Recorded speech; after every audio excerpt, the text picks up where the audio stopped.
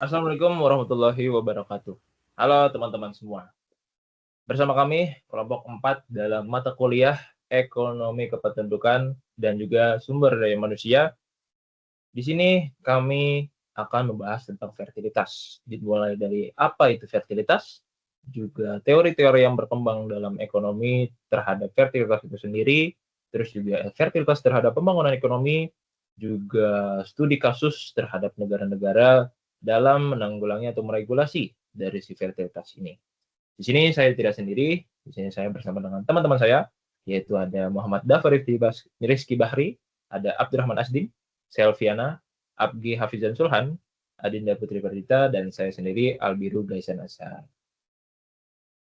Langsung saja pada slide pertama, yaitu akan menjelaskan tentang fertilitas. Di sini kita sepakat dulu bahwa fertilitas adalah angka atau kelahiran, di mana kelahiran itu sendiri sangat-sangat berdampak terhadap pembangunan ekonomi, mulai dari pertumbuhan penduduk dan juga lain sebagainya.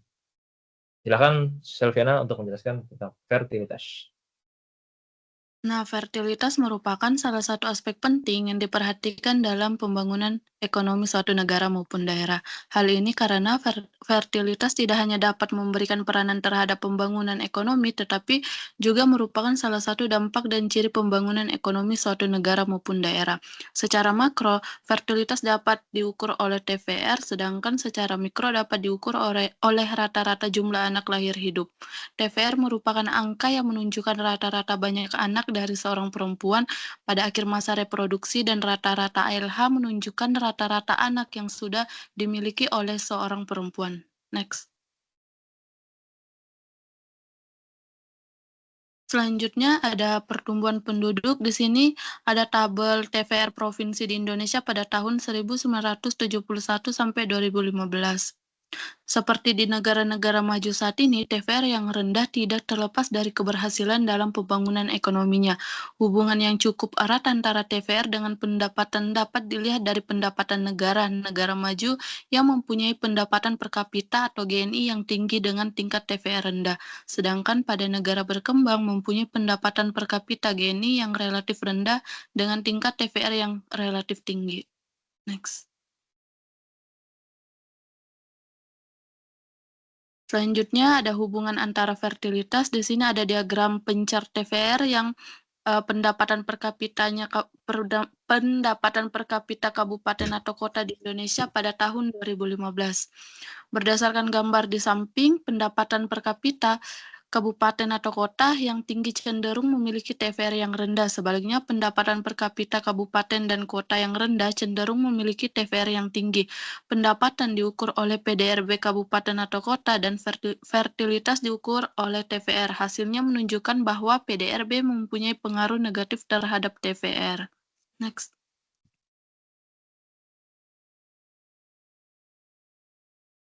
Selanjutnya ada tujuan kajian ekonomi fertilitas merupakan tujuan ekonomi fertilitas adalah untuk memahami hubungan antara faktor-faktor ekonomi dengan tingkat fertilitas dan suatu populasi secara lebih rinci. Kajian ini bertujuan menjelaskan faktor ekonomi yang mempengaruhi jumlah kelahiran anak yang diinginkan oleh keluarga, termasuk bagaimana pendapatan, pendidikan, dan status sosial ekonomi mempengaruhi keputusan fertilitas. Mengkaji hubungan antara pendapatan dan fertilitas baik dari sisi efek pendapatan maupun efek substitusi, untuk memahami apakah kenaikan pendapatan mendorong peningkatan jumlah anak atau justru penurunan fertilitas karena peningkatan kualitas anak dan biaya yang lebih tinggi. Next. Selanjutnya ada konsep dan ukuran fertilitas. Yang pertama ada konsep fertilitas. Dalam konteks ekonomi, fertilitas adalah tingkat angka kelahiran dalam suatu populasi, dan seperti apa tingkat kelahiran tersebut dapat mempengaruhi dan dipengaruhi oleh berbagai faktor ekonomi seperti pendidikan, pendapatan, partisipasi angkatan kerja, dan biaya hidup. Dengan tingkat pada fertilitas yang cukup tinggi dapat memicu pertumbuhan penduduk yang pesat, yang akan memberikan dampak seperti tekanan pada sumber daya alam, layanan publik, serta infrastruktur. Namun, jika tingkat fertilitas tergolong rendah, akan berdampak pada penuaan populasi serta penurunan angkatan kerja yang dapat menyebabkan penurunan produktivitas ekonomi. Selanjutnya ada fertilitas dalam konteks demografi, merujuk pada jumlah kelahiran hidup yang terjadi dalam suatu populasi, terutama dalam rentang perempuan usia preproduktif antara 15 sampai 49 tahun. Fertilitas menjadi salah satu indikator utama dalam dinamika kependudukan, seperti mortalitas dan migrasi yang berdampak secara langsung pada pertumbuhan serta struktur penduduk. Pengukuran pada fertilitas menjadi penting dalam memahami dinamika pertumbuhan penduduk dalam suatu wilayah. Terdapat dua kategori faktor yang dapat mempengaruhi fertilitas, yakni faktor demografi dan faktor non-demografi. Dalam faktor demografi meliputi struktur umur, status perkawinan, dan proporsi penduduk yang menikah, seperti misalnya perkawinan pada usia yang lebih muda umumnya dikaitkan dengan tingkat fertilitas yang lebih tinggi dibandingkan pada perkawinan usia yang lebih tua. Pada faktor non-demografi mencakup pada tingkat pendidikan, status ekonomi, urbanisasi, industrialisasi, dan nilai-nilai budaya. What the next? Selanjutnya ada indikator fertilitas. Indikator fertilitas adalah ukuran yang digunakan pada studi demografi dalam menggambarkan tingkat kelahiran yang terjadi dalam suatu populasi. Yang pertama ada CBR atau Current Birth Rate. Current Birth Rate adalah angka kelahiran kasar, yakni jumlah kelahiran yang hidup dalam suatu periode tertentu per 1.000 penduduk pada pertengahan tahun. Keunggulan dari metode perhitungan ini adalah sederhana dan mudah, hanya memerlukan data jumlah kelahiran dan total populasi di pertengahan tahun. Namun terdapat kelemahan seperti tidak memisahkan pada pengelompokan antara laki-laki dan perempuan yang tidak berada dalam usia reproduktif seperti anak-anak dan individu yang berusia lebih dari 50 tahun. Maka angka yang dihasilkan bersifat sangat kasar karena masih meliputi seluruh populasi tanpa melihat mana yang benar-benar memiliki potensi untuk melahirkan. Adapun rumusnya, yakni angka kelahiran kasar dihitung dengan membagi jumlah kelahiran hidup dalam satu tahun dengan jumlah penduduk pada pertengahan tahun, kemudian dikalikan 1.000. Selanjutnya ada ASFR atau Age Specific Fertility Rate atau angka fertilitas menurut umur, menggambarkan total kelahiran yang terjadi pada wanita rentang usia tertentu antara 15 sampai 49 tahun. Keunggulan pada metode penghitungan ini adalah lebih spesifik dari GFR, karena pada populasi yang terpapar risiko sudah berkelompok berdasarkan usia. Namun kelemahan dari penghitungan ini yakni memerlukan data yang lebih spesifik dan rinci, seperti banyak kelahiran dalam satu kelompok umur, di mana data tersebut belum tentu tersedia pada tiap negara atau daerah, terutama pada negara-negara berkembang. Adapun rumusnya, yaitu untuk kelompok umur KI dihitung dengan membagi jumlah kelahiran hidup dari perempuan di kelompok umur tersebut dengan jumlah perempuan dalam kelompok umur yang sama, lalu dikalikan 1.000. Body next. Selanjutnya ada TFR atau Total Fertility Rate, atau tingkat fertilitas total adalah total kelahiran hidup baik perempuan atau laki-laki tiap 1.000 penduduk yang hidup sampai akhir masa reproduktifnya. Pada penghitungan ini berdasarkan oleh dua asumsi. Yang pertama, tidak ada seorang wanita yang meninggal sebelum masa reproduksinya berakhir. Yang kedua, tingkat fertilitas menurut kelompok umur tetap konstan selama periode waktu tertentu.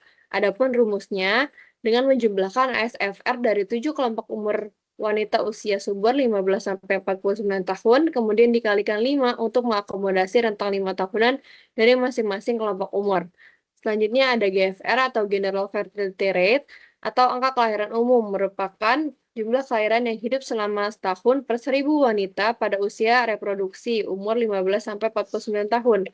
Adapun keunggulannya lebih akurat dibandingkan dengan pengukuran lain karena memperhitungkan populasi wanita yang memiliki potensi dalam melahirkan. Namun metode ini memiliki kelemahan, yaitu fertilitas pada penduduk wanita dalam usia reproduksi dianggap sama. Tidak terdapat perbedaan fertilitas antara golongan usia tua atau muda. Adapun rumusnya, dengan membagi jumlah kelahiran hidup dalam satu tahun dengan jumlah perempuan usia subur antara 15 sampai 45 tahun, lalu dikalikan 1.000.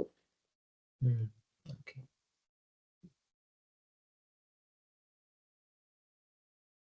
Selanjutnya teori fertilitas. Yang pertama yaitu teori Gary Becker. Gary Becker membangun teori ekonomi fertilitas yang memandang anak sebagai barang konsumsi yang memberikan utilitas atau kepuasan psikologis, dan terkadang juga sebagai barang produksi yang memiliki kemampuan untuk menghasilkan pendapatan. Tingkat pendapatan rumah tangga mempengaruhi permintaan akan anak. Menurut Becker, pengeluaran untuk anak cenderung meningkat dengan peningkatan pendapatan. Next.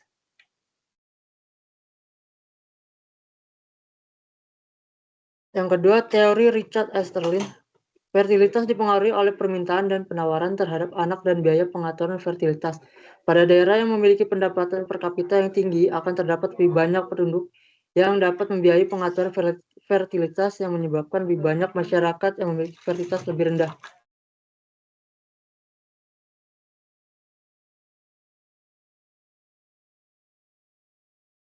Oke, selanjutnya ada faktor ekonomi yang mempengaruhi fertilitas. Mudi Harno pada tahun 2009 menegaskan bahwa gagasan bahwa fertilitas dipengaruhi secara signifikan oleh komponen ekonomi bukanlah hal yang baru. Gagasan transisi demografi yang terkenal menyatakan bahwa fertilitas lebih merupakan fenomena ekonomi daripada fenomena biologis. Berikut beberapa faktor yang mempengaruhi fertilitas. Yang pertama, fertilitas dan tingkat ekonomi. Menurut Mudi Harno, fertilitas secara demografi didefinisikan sebagai hasil reproduksi yang ditunjukkan oleh jumlah bayi yang dilahirkan. Tingginya angka kelahiran disebabkan oleh beberapa hal, antara lain migrasi, mortalitas, dan kesuburan. Program keluarga berencana atau KB adalah salah satu alat yang tersedia untuk mencoba mengendalikan tingkat kelahiran. Penggunaan alat kontrasepsi berhubungan langsung dengan penurunan tingkat kelahiran. Secara ekonomi, akses terhadap kontrasepsi bergantung pada kemampuan individu atau keluarga dalam membayar dan memperoleh layanan kesehatan reproduksi. Masyarakat dengan tingkat ekonomi yang lebih baik cenderung memiliki akses yang lebih luas terhadap alat kontrasepsi dan layanan KB, sehingga dapat mengontrol jumlah anak yang diinginkan dengan lebih efektif. Next. Nah, yang kedua ada fertilitas dan pendidikan. Proses memperoleh informasi, kemampuan, dan sikap secara metodis untuk meningkatkan kualitas hidup manusia disebut pendidikan. Cara seseorang bereaksi terhadap terobosan dan mengembangkan ide secara terencana adalah ukuran kecerdasan dan sudut pandang mereka dalam konteks pembangunan berkelanjutan. Hal ini menunjukkan bagaimana pendidikan perempuan memiliki dampak besar terhadap kesejahteraan keluarga, terutama dalam hal ukuran keluarga yang ideal, yaitu 2 anak dibagi rata-rata antara anak laki-laki dan perempuan, dan tingkat kualitas atau nilai yang diinginkan dari anak-anak tersebut. Esterlin dalam teorinya menyebutkan bahwa latar belakang pendidikan mempengaruhi preferensi dan ekspektasi terhadap standar hidup, sehingga mempengaruhi keputusan fertilitas.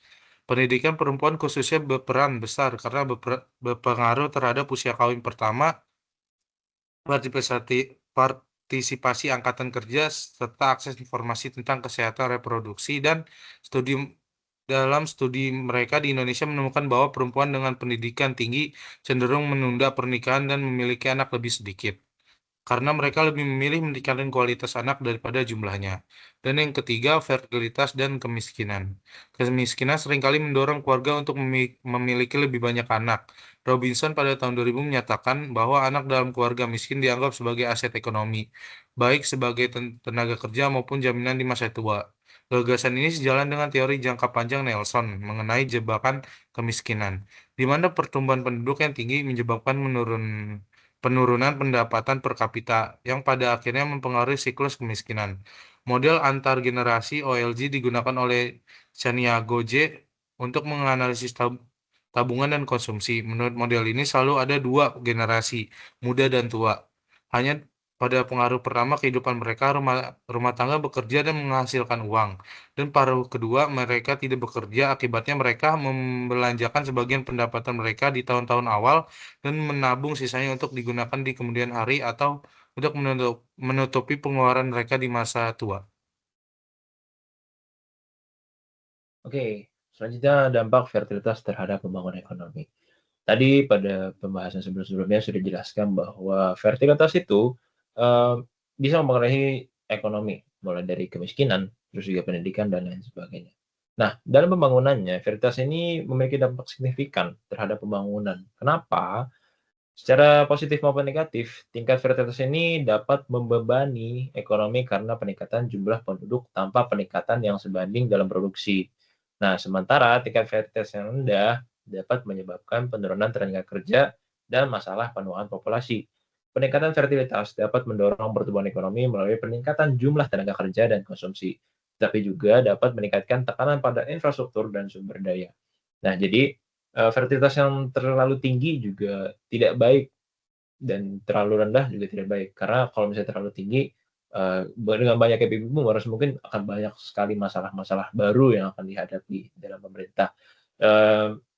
tingkat fertilitas yang tinggi ini biasa sering ditemukan di negara-negara yang berkembang, di mana mereka banyak memiliki pemikiran yang tadi dijelaskan oleh Dava, di mana fertilitas ini mempengaruhi pemiskinan, di mana rata-rata orang yang memiliki pendapatan yang rendah itu akan memperbanyak anaknya untuk memperkuat aset lah, bahasanya seperti itu. Nah, kalau misalnya fertilitas yang tinggi pula itu juga tidak bagus karena yang rendah itu juga tidak bagus karena mempengaruhi angkatan kerja dan juga penurunan populasi. Nah, jadi seperti itu fertilitas terhadap pembangunan ekonomi. Nah, lalu pemerintah selaku regulator membuat kebijakan publik terkait fertilitas ini agar tidak terlalu tinggi dan juga tidak terlalu rendah. Nah, jadi kebijakan fertilitas merupakan bagian integral dari strategi pembangunan ekonomi nasional yang bertujuan untuk mengatur pertumbuhan penduduk dan memastikan kesejahteraan masyarakat. Pemerintah melalui berbagai regulasi berupaya mengendalikan angka kelahiran agar sejalan dengan kapasitas daya dukung dan daya tampung lingkungannya. Nah, setiap negara itu memiliki kebijakannya masing-masing dalam mengendalikan angka fertilitas ini, tergantung dari kondisi dari masing-masing negara. Seperti halnya di Indonesia dengan kebijakan keluarga berencana, Jepang dengan kebijakan natalitas agar mendorong pertumbuhan dan lain-lain. Nah, seperti contoh ini, di Indonesia ada program KB, di mana pemerintah membatasi anak agar tidak adanya overpopulation. Jadi terciptalah keluarga berencana, itu kalau di Indonesia. Kalau misalnya di negara maju seperti mungkin Korea, Jepang, dan lain sebagainya, mereka itu lebih pro natalitas karena mereka sangat membutuhkan angkatan kerja atau pertumbuhan penduduknya. Karena mungkin dari tingginya pendidikan dan lain sebagainya, jadi preferensi orang terhadap memiliki anak itu sedikit menurun.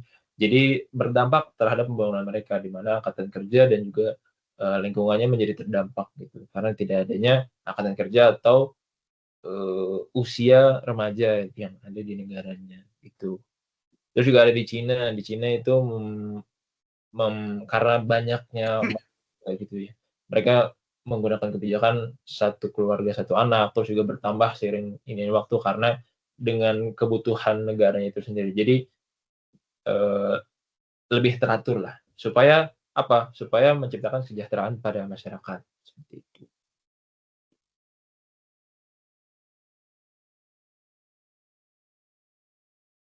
Baik, selanjutnya kita akan membahas studi kasus dan perbandingan internasional dari fertilitas itu sendiri. Nah, kita bahas dari studi kasus dulu. Di sini ada studi kasus dari negara Taiwan, Italia, Cina, dan juga Uruguay. Nah, berbagai studi empiris dari negara-negara yang berbeda memberikan gambaran spesifik mengenai bagaimana faktor-faktor ekonomi mempengaruhi keputusan fertilitas dalam konteks sosial dan juga budaya masing-masing negara. Yang pertama ada Taiwan.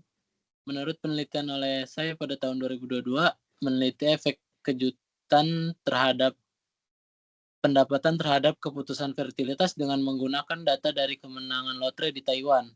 Nah, studi ini tuh menemukan bahwa kejutan ekonomi positif berupa kemenangan lotre secara signifikan meningkatkan kemungkinan pasangan untuk menikah dan memiliki anak. Nah, di Taiwan ini sendiri tuh lotre ini sangat mempengaruhi dari pasangan untuk menikah dan juga memiliki anak. Selanjutnya ada studi kasus dari Italia, studi oleh Vignoli pada tahun 2022 juga, mengeksplorasi dampak narasi media mengenai kondisi ekonomi pada niat fertilitas. Nah, penelitian ini menunjukkan bahwa narasi media mengenai krisis ekonomi berkontribusi pada penurunan niat memiliki anak, terutama di kalangan usia muda. Next.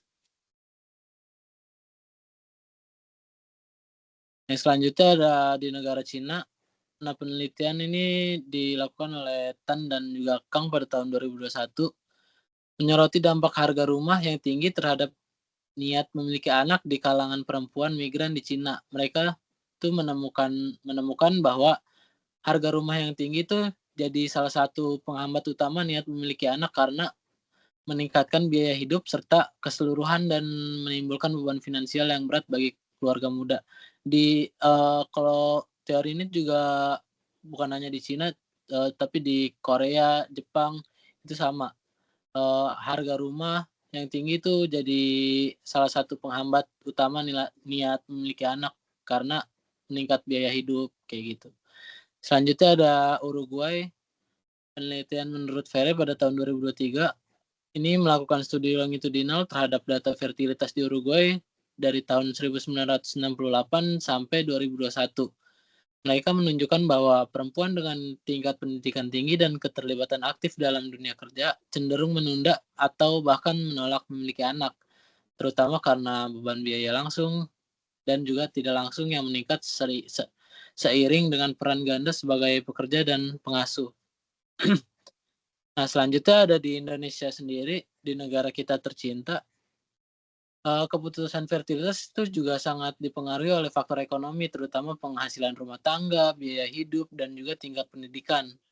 Nah, penelitian ini dilakukan oleh Utomo pada tahun 2021, yang mana menunjukkan bahwa perempuan di daerah perkotaan dengan penghasilan rumah tangga lebih tinggi itu cenderung memiliki anak lebih sedikit dibandingkan dengan perempuan di pedesaan. Bahkan orang-orang yang di Indonesia yang di perkotaan tuh memiliki kayak child free gitu, yang nggak mau memiliki anak, bahkan ketika sudah menikah dia nggak mau memiliki anak. Oke, next.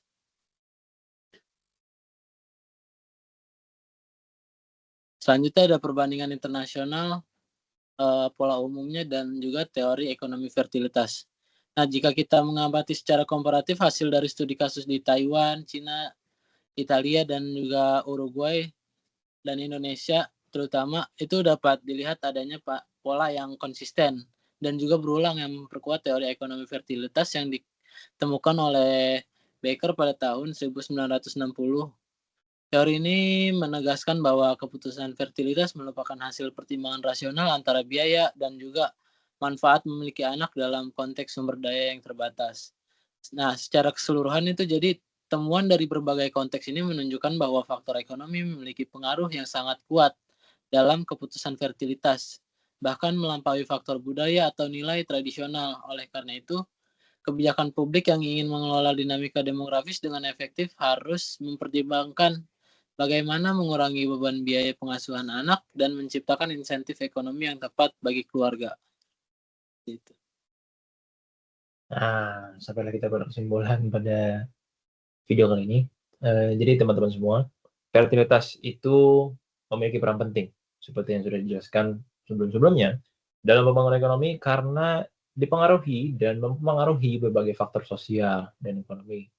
Seperti tadi, pendapatan mungkin yang paling utama, pendidikan, terus juga partisipasi perempuan dalam angkatan kerja, serta yang paling utama tadi, pendapatan atau biaya hidup.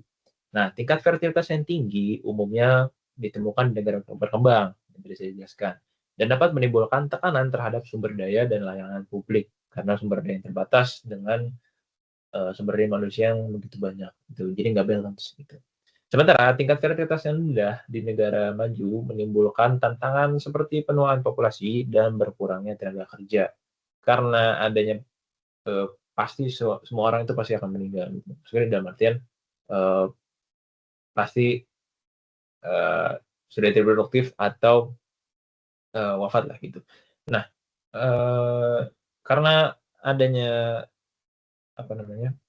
fenomena ini, ya jadi ada berkurang tenaga kerja itu berdampak langsung terhadap negara mereka gitu. Nah, penurunan fertilitas dapat memberikan manfaat berupa bonus demografi jika dikelola dengan baik melalui kebijakan yang mendukung peningkatan kualitas serta kualitas sumber daya manusianya. Nah, oleh karena itu, kebijakan fertilitas harus mempertimbangkan keseimbangan antara jumlah dan kualitas penduduk dengan pendekatan multisektoral yang mencakup edukasi, kesehatan, dan pemberdayaan ekonomi agar pembangunan ekonomi dapat berlangsung secara berkelanjutan. Jadi kurang lebihnya seperti itu ya teman-teman semua tentang fertilitas yang ada di mata kuliah pada ekonomi kependudukan ini. Jadi fertilitas ini cukup penting terhadap pembangunan dan juga kesejahteraan dalam berkehidupan gitu. Ya, kurang lebihnya segitu saja dari kelompok kami dan juga teman-teman. Saya perwakilan dari kelompok 4 mengucapkan terima kasih dan permintaan maaf apabila ada kesalahan kata atau ada apapun yang dirasa kurang, mohon dimaafkan. Terima kasih teman-teman semua yang telah menonton. Saya tutup. Wassalamualaikum warahmatullahi wabarakatuh.